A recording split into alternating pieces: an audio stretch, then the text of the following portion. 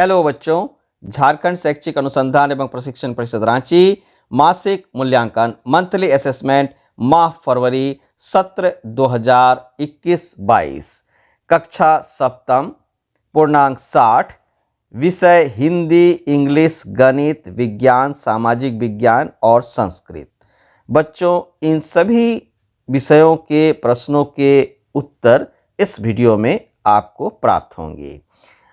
अगर आप हमारे चैनल को पहली बार देख रहे हैं तो चैनल को अवश्य सब्सक्राइब कर लें तथा बेल आइकन को प्रेस कर दें ताकि जब भी आपके कक्षा से संबंधित वीडियो मैं अपलोड करूं तो आपको उसका नोटिफिकेशन तुरंत चले जाए और आप उसे उसी समय वीडियो को देख पाएं।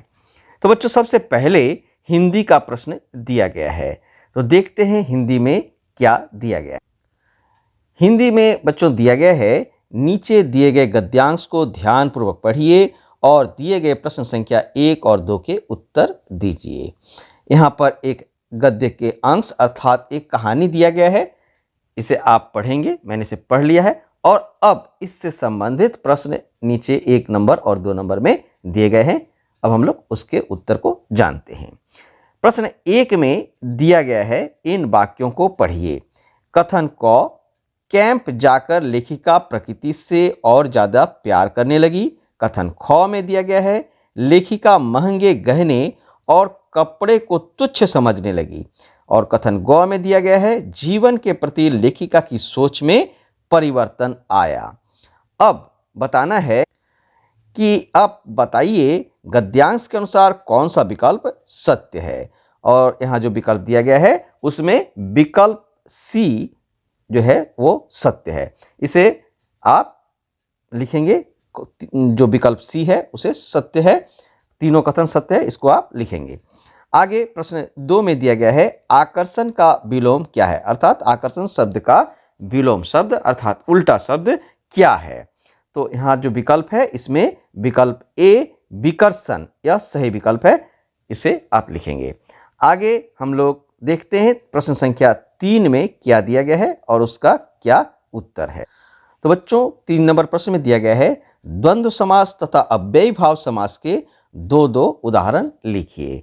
तो हम लोग देखते हैं द्वंद्व समास और अव्ययी भाव समास के 2 उदाहरण क्या हो सकते हैं। तो बच्चों देखें, आप इस प्रकार से लिख सकते हैं। द्वंद्व समास के उदाहरण हैं माता पिता और दिन रात। इसी प्रकार से आप अन्य उदाहरण भी लिख सकते हैं। अव्ययी भाव समास के उदाहरण है प्रतिदिन और यथाशक्ति। तो इस प्रकार के और भी उदाहरण आप इसमें लिख सकते हैं, परंतु 2 ही उदाहरण आपको लिखने के लिए कहा गया है। आगे हम लोग देखते हैं प्रश्न 4 में क्या दिया गया है। तो बच्चों, प्रश्न संख्या 4 में दिया गया है, तुम कल्पना करो कविता में नवीन कल्पना करो से कवि का क्या तात्पर्य है। तो आपने तुम कल्पना करो कविता पढ़ा होगा, इसमें नवीन कल्पना करो जो कवि ने कहा है उसका क्या तात्पर्य है वह हमें लिखना है। तो देखें इसका उत्तर हम लोग किस प्रकार लिख सकते हैं। तो बच्चों, इसका उत्तर हम लोग किस प्रकार से लिखेंगे।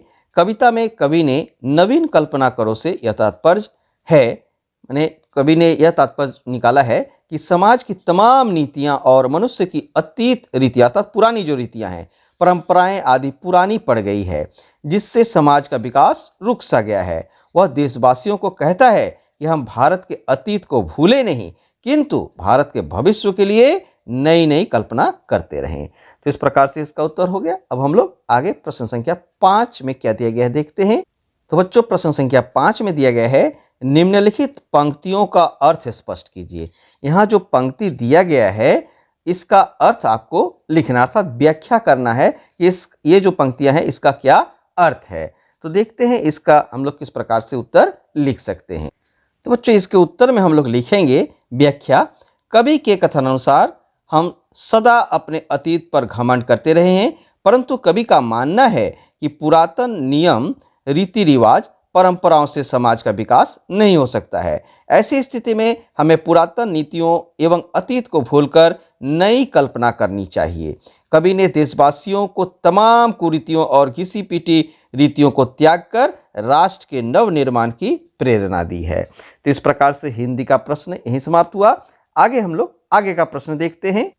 आगे बच्चों इंग्लिश का प्रश्न दिया गया है और इंग्लिश में सबसे पहला प्रश्न है, read the given stanza and answer the questions that follow.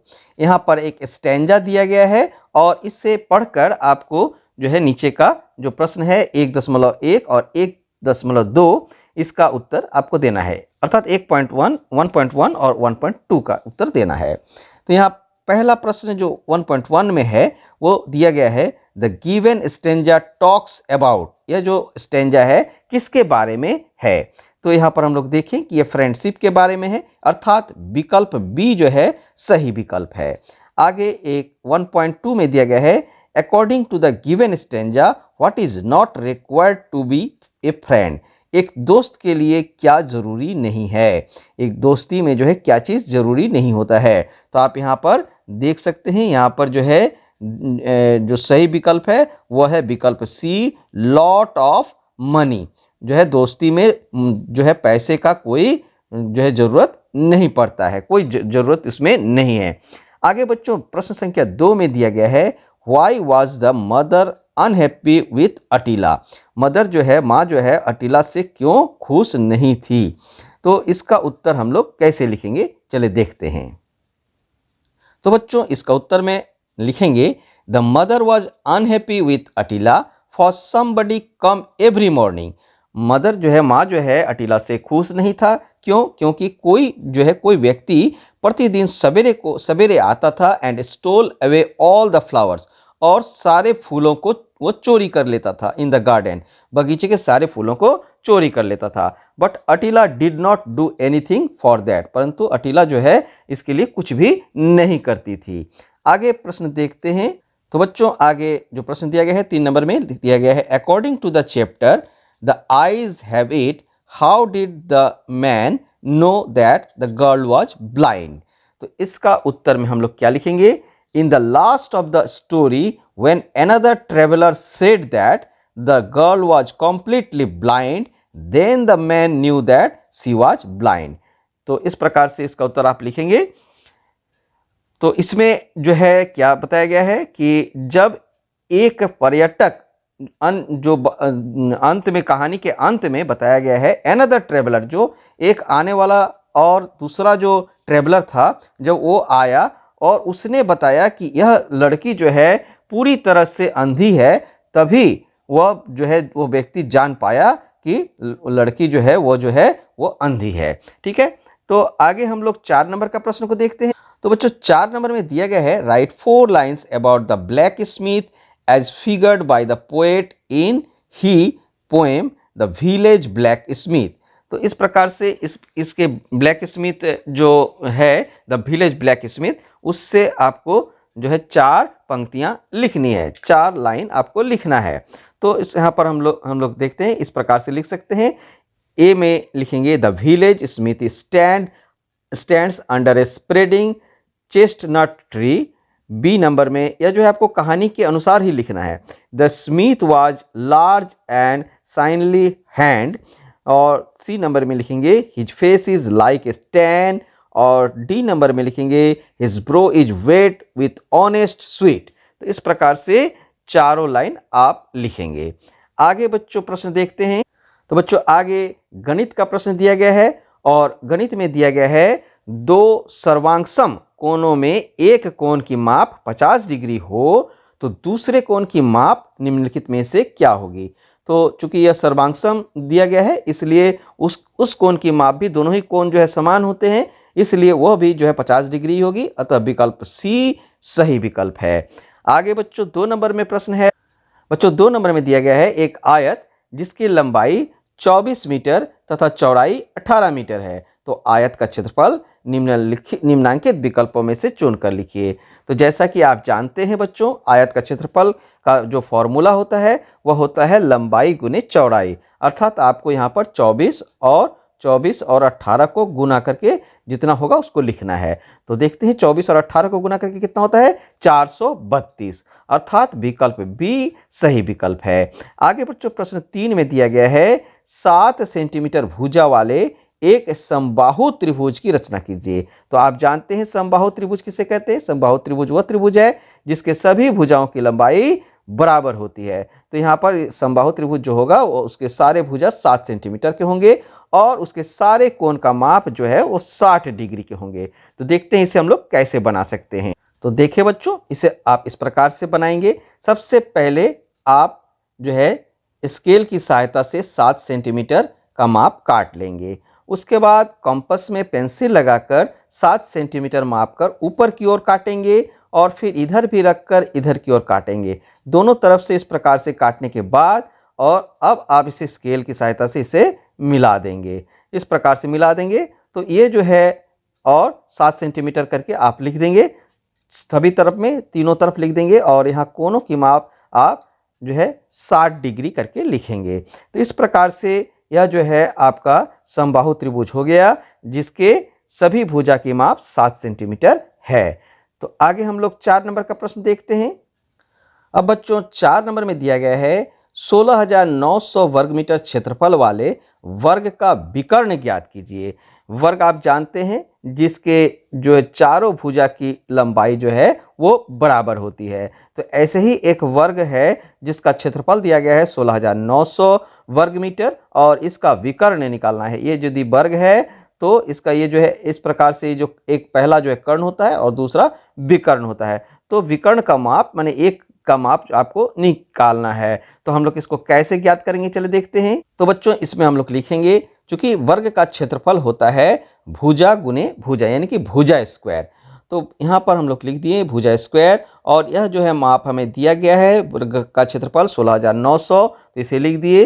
तो इस यदि हम भुजा ज्ञात करते हैं तो भुजा बराबर इसके इधर स्क्वायर को हटाते हैं तो इधर 16,900 के ऊपर वर्गमूल का चिन्ह हो जाता है। ठीक है, अतः भुजा बराबर कितना हो गया, √16,900 सेंटीमीटर।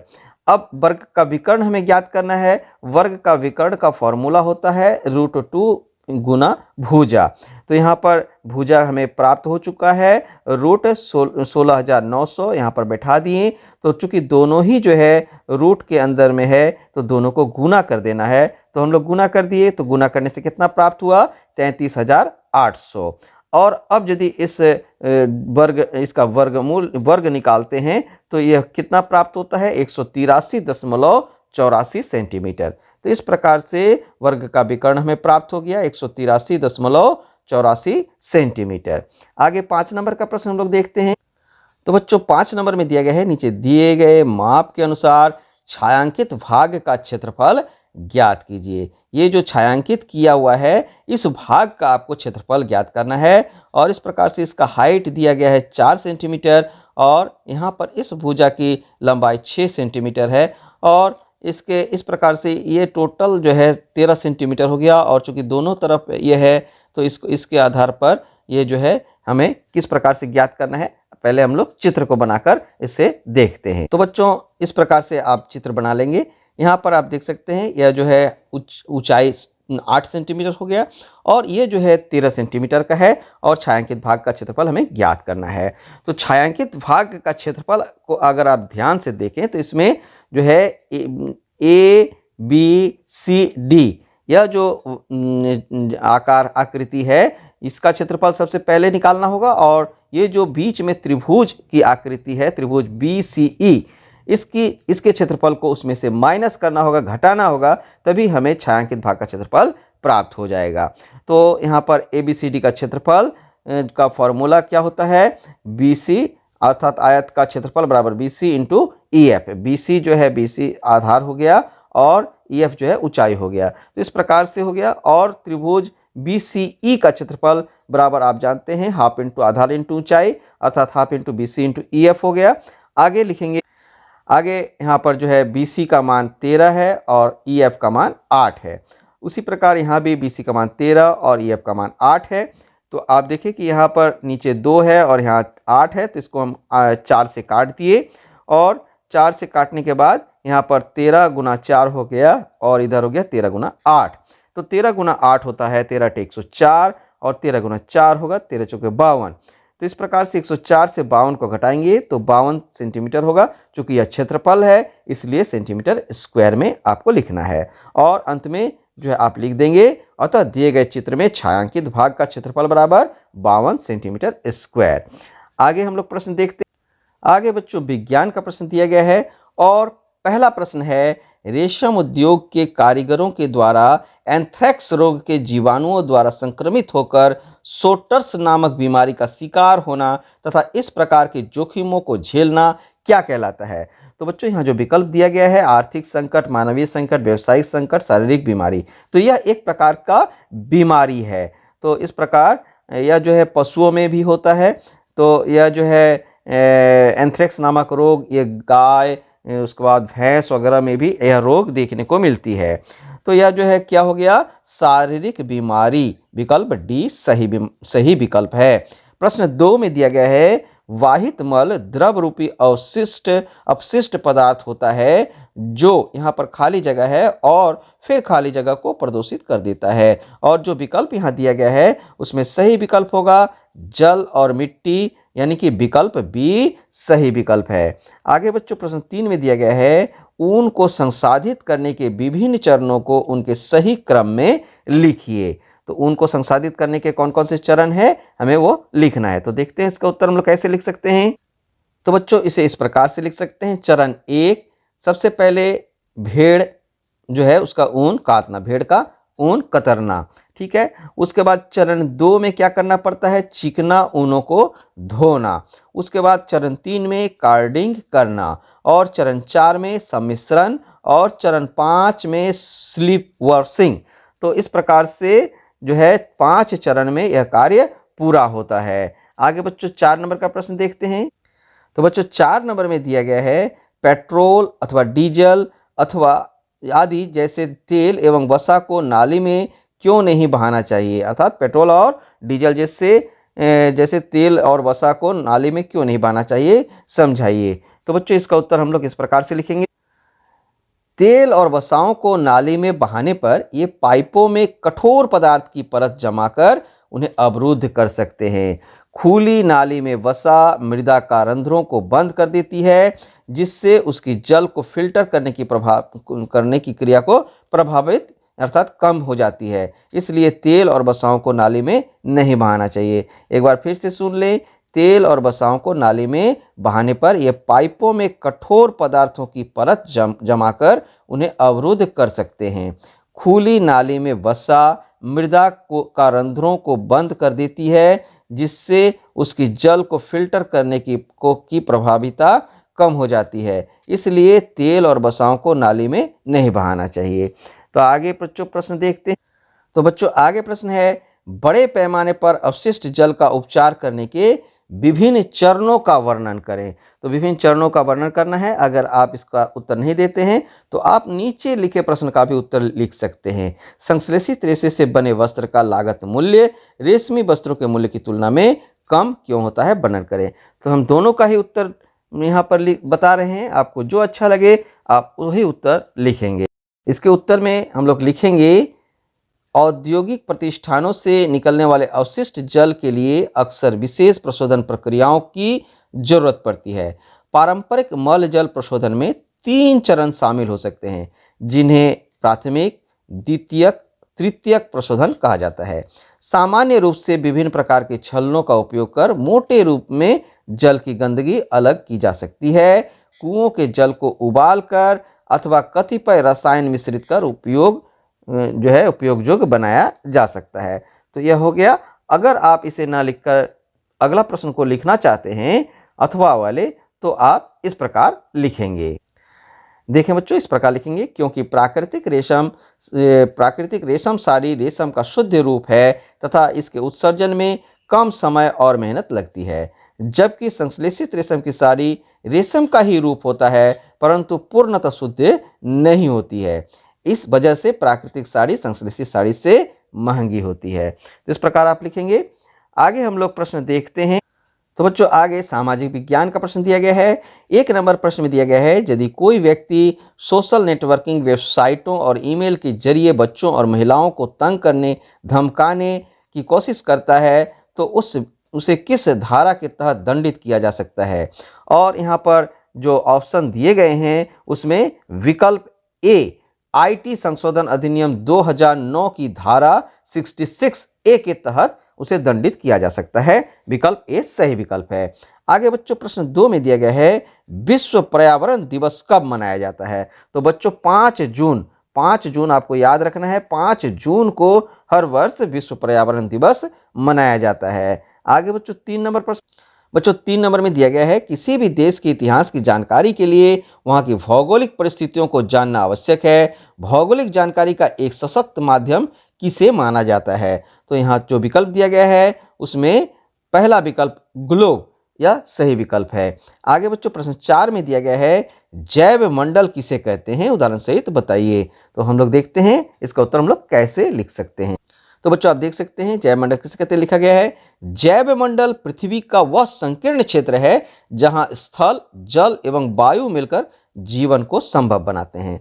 इसे आप लिख सकते हैं अथवा नीचे इस प्रकार से भी आप लिख सकते हैं जैव मंडल पृथ्वी के उस परिवेश को कहा जाता है जहां पर जीवन के पाए जाने की संभावना हो, अर्थात पृथ्वी के धरातल से लेकर बहिर्मंडल वातावरण को जैव मंडल कहा जाता है। आगे बच्चों 5 नंबर का प्रश्न देखते हैं।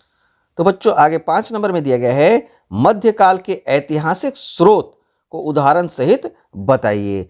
तो बच्चों इसका उत्तर हम लोग इस प्रकार, तो बच्चों देखिए इसे लिखेंगे मध्यकालीन इतिहास को विभिन्न स्रोतों में से पुरातात्विक स्रोत एक है, सबसे महत्वपूर्ण है क्योंकि पुरातात्विक स्रोत में सिक्के, स्थापत्य, भवन निर्माण कला इत्यादि आता है। इस काल में कई स्मारकों का भी निर्माण हुआ। तो इस प्रकार से इसका उत्तर हम लोग लिखेंगे। आगे हम लोग प्रश्न देखते हैं। तो बच्चों आगे प्रश्न है 6 नंबर में आपने लोगों के द्वारा बच्चों को मानसिक या शारीरिक रूप से प्रताड़ित करते देखा या सुना होगा। इस प्रकार के अमानवीय व्यवहार को उदाहरण सहित बताइए। तो इसका उत्तर हम लोग इस प्रकार से लिख सकते हैं। तो बच्चों इसमें हम लोग लिखेंगे बच्चे सरल और बिना कपट अर्थात निश्चल होते हैं, परंतु समाज के कुछ विकृत प्रवृत्ति के लोग कभी कभी उनके साथ अमानवीय व्यवहार भी करते हैं जिससे बच्चों पर बुरा प्रभाव पड़ता है। ऐसे विकृत प्रवृत्ति के लोगों के अमानवीय व्यवहार की शुरुआत स्पर्श से ही होती है, अतः बच्चों को बुरे स्पर्श का ज्ञान होना अति आवश्यक है ताकि वे बाल शोषण से बच सके। उदाहरण के लिए दिया गया है मेरे शहर में एक छोटी सी बच्ची को जबरदस्ती होटल में काम करने के लिए मजबूर किया जाता है। तो इस प्रकार से सामाजिक विज्ञान के प्रश्नों का भी हल हम लोगों ने देखा। अब हम लोग संस्कृत के प्रश्न का उत्तर जानते हैं।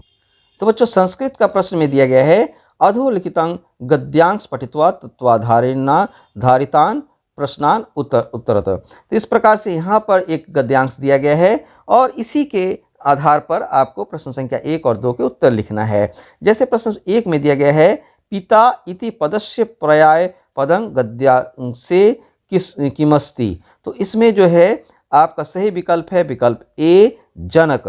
आगे प्रश्न 2 में है अनेके मृगा अत्र विशेषण पदं किम। इसमें अनेके में जो है विशेषण पद क्या होंगे। तो यहाँ पर जो है इसका सही विकल्प होगा विकल्प सी अनेके। तो आगे अनेके मृगा में जो विशेषण पद है आपको लिखना है, तो इसमें अनेके हो गया। आगे जो है पूर्ण वाक्यन उत्तरार्थात पूरे वाक्य में आपको उत्तर देना है। तो प्रश्न देखते हैं।